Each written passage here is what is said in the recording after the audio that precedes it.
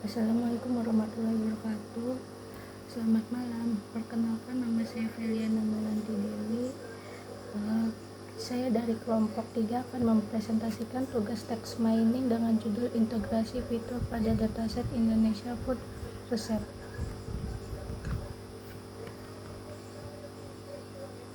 Di slide kedua ini, proyek ini dilakukan di Google Colab dan kode lengkapnya bisa dilihat melalui link di sini. Terus latar belakangnya dalam machine learning, integrasi fitur sangat penting untuk membentuk representasi data yang bisa diproses oleh mesin. Dalam text mining, hal ini menjadi semakin krusial karena teks merupakan data tidak terstruktur.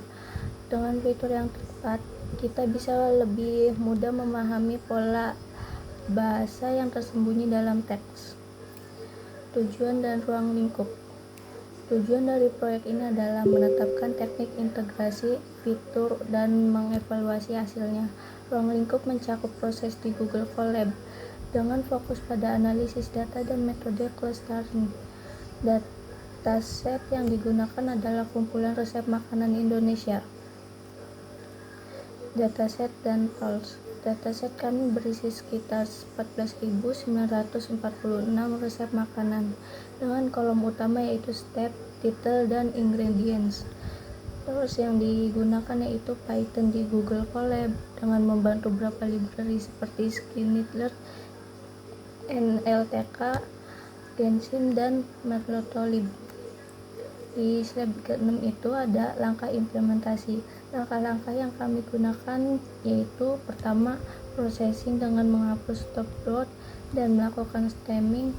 Kedua, interaksi fitur menggunakan TF-IDF dan word to vec. Terakhir, hasil disimulasikan dengan bentuk word cloud dan stacker power cluster menggunakan Scunteted CSD. Di slide ke-7 ini ada TF-IDF dan word to vec.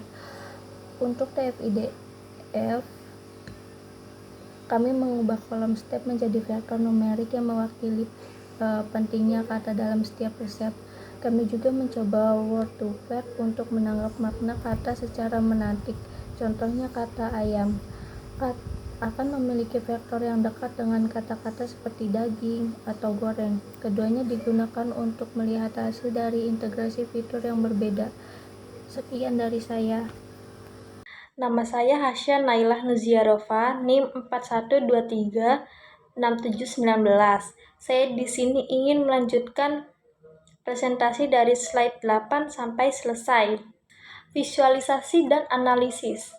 Kami di sini membuat 3 visualisasi utama, yaitu scatter plot, hasil clustering, word cloud, kata-kata dominan, dan histogram panjang teks per resep. Dari analisis, rata-rata kata dalam step sekitar 476 kata. Kata paling sering muncul adalah masukkan, bawang, dan tumis. Klaster yang terbentuk menunjukkan bahwa resep-resep memang mengelompok berdasarkan jenis proses memasaknya.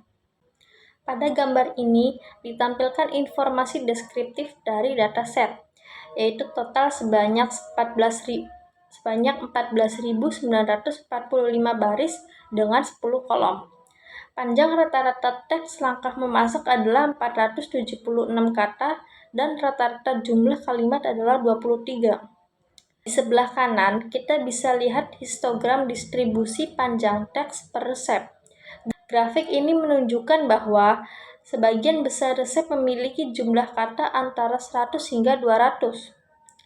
Namun, ada juga beberapa resep yang sangat panjang, hingga lebih dari 800 kata, seperti nasi biryani dengan 827 kata. Informasi ini penting untuk memahami kompleksitas data sebelum dilakukan pemrosesan fitur dan clustering. Dari seluruh data, ada sekitar 14.945 resep. Kami identifikasi 20 kata paling sering muncul dan 5 resep dengan langkah terpanjang. Clustering membagi resep menjadi kelompok seperti yang dominan direbus, ditumis, atau digoreng. Ini menunjukkan metode integrasi fitur dapat digunakan untuk eksploitasi struktur dokumen teks tanpa label. Grafik ini menunjukkan hasil dari clustering menggunakan k-means yang divisualisasikan dalam 2 dimensi menggunakan truncated SFD. Di sini, data langkah memasak atau steps yang sudah diolah dengan TF-IDF direduksi menjadi 2 komponen utama. Titik-titik berwarna mewakili resep yang dikelompokkan ke dalam 3 klaster, yaitu klaster 0 berwarna biru, klaster 1 berwarna orange, dan klaster 2 berwarna hijau. Kita bisa lihat bahwa masing-masing klaster memiliki pola yang cukup berbeda.